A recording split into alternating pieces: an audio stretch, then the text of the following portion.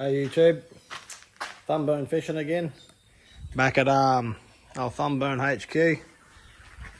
Always something going on at Thumburn HQ. So Ronnie's got his 79. The ones you would have seen this vehicle in the other fishing video we took in May. So Ryan's saving all his cash up and working flat out to put some stuff on it. He has just bought the full Superior lift kit. Comes with the control arms and all the stuff, the coils, big remote res stuff. So this is all the old Superior shit that's, as you would have seen on that last trip, it's old stuff come with the car. So it came with the car when he bought it. It's probably the original shit, been in there for years. Stuff that's done its time, it's all blown out, completely stuffed. Actually, some of them actually locked up solid. Probably run out of complete the wheel and seized in there. It's all good. It's done its turn. Ryan's happy to buy the next stage up and bought the full kit. The boys were up till midnight last night doing a bit of shit on it, and they've obviously finishing the back end of that today and finishing it off. So what I want to talk about this trip is the Ram 1500. We took it on this November trip, which had just been posted up. And before we went, if you follow my channel, talked about all the different things I've been doing to the arse end to get it ride how I want it to ride. So I've gone from stand, obviously when I bought it, to the Kings kit, the Kings 2.5s, which come with a 500, I think it was 500 kg kit. I wasn't happy with that, with the airbags in the middle. Went to a 600 kg coil from Old Man Emu, which was good, but I didn't get enough height out of it once it was loaded with the airbags and shit. It's all to do with the stroke of the airbag. So then I went to full air suspension, which I'm not sure what happened there, but as I'm trying to use that maybe to the top end of the stroke, I'm not sure exactly what caused it, but it kept going out of alignment. Could be just the torture I put it through. Anyway, I wasn't trusting it rubbed on the chassis and out of alignment, so put the coils back in before I just done the out to Birdsville, down through the Birdsville track and down to South Australia. Put the coils back in and the airbags back in.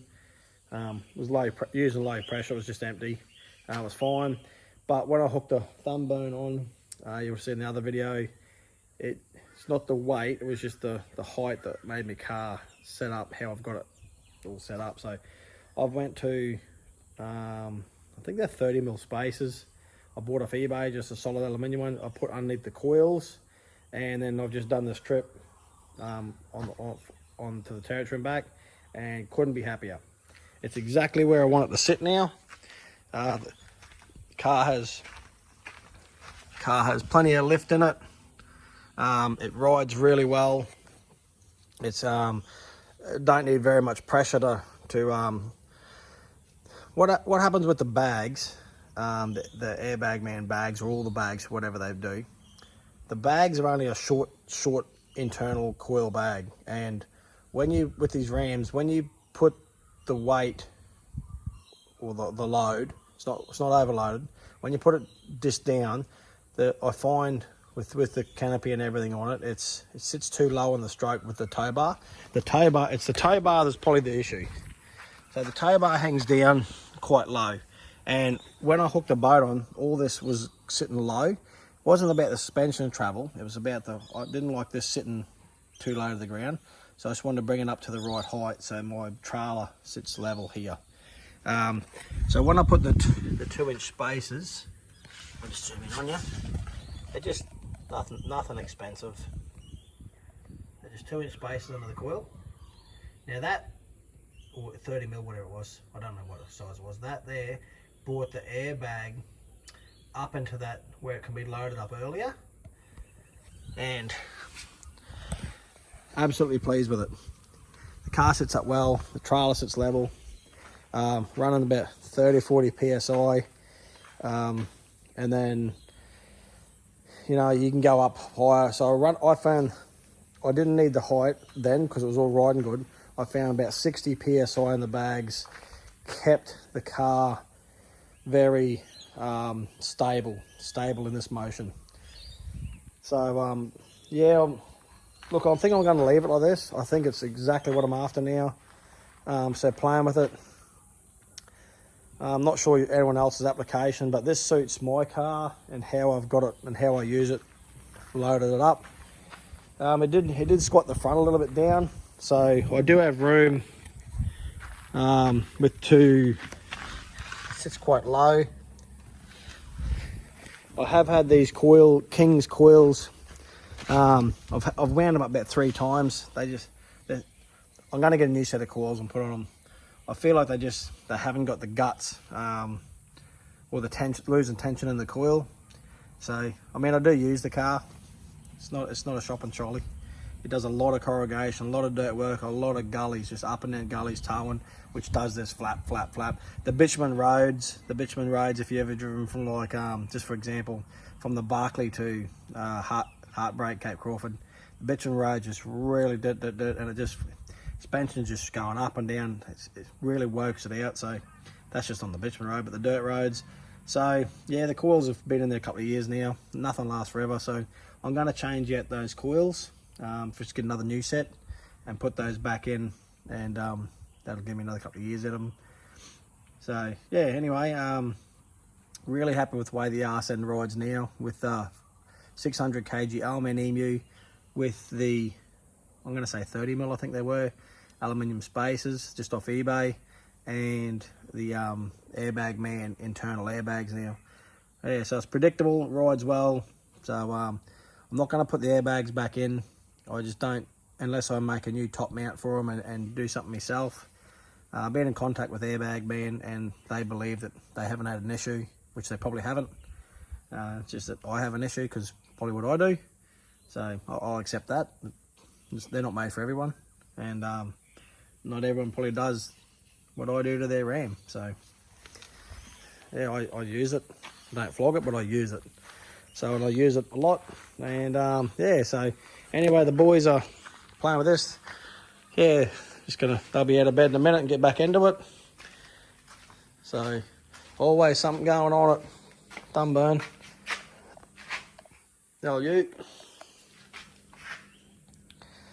Yeah, anyway, thanks for watching. Yeah, you can watch, I've just uploaded all the latest vids on the trip, all the latest videos of the trip, and yeah, I hope you enjoy it. Got a clean old Thumburn out. She's suspension. Just give her a clean out. Just get her for Christmas. We're going to be we got the cyclone, it's up further up north than us, but it's been raining for a couple of days, just like light drizzly shit. We're getting the tail of the cyclone here in North Queensland, the Whitsundays. So yeah, we're just getting the tail of it, and just a light bit of rain on the coast. Has probably had a bit more rain, which would be great for Christmas. Get a few crabs running, and we're going to pack the boat up next week and head down to a little bit of fishing in the local waterways. Might do a channel on that, just a video on that on the channel, and I'm going to see if I can go down this mangrove jack road. Can't catch barra in Queensland, it's out of season. See if I can get some jacks. I don't target jacks. I'm not a jack fisherman by no means. I get them as a bycatch. I don't target them. If I hook one on the chasing barra, I'm happy with that. We normally eat them because I think they're a great eating fish, but I don't target them. So I think it's time to get my shit together and just to learn a new species, and well, not learn a new species you'd say, but just target a new species while it's a closed season, and to see if I can get into some mangrove jack and some fingermark, or goldies at the NT they call them. We don't get them as thick as the Territory gets them, but they're still around, and we do get some quite large ones. We do get them on the fingermark on the Rex, live squid and jigging and stuff, so you get some really big ones.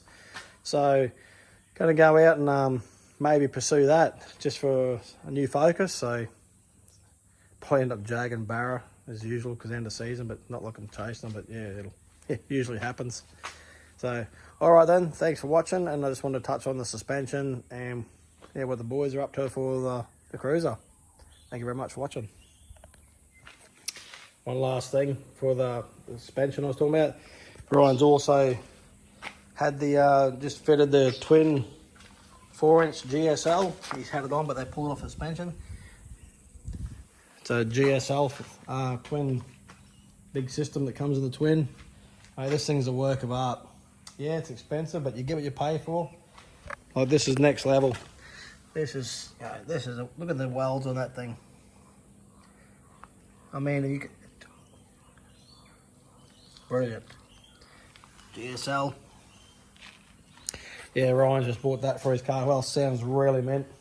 It's a pre-DPF model, so it's got that good thump to it.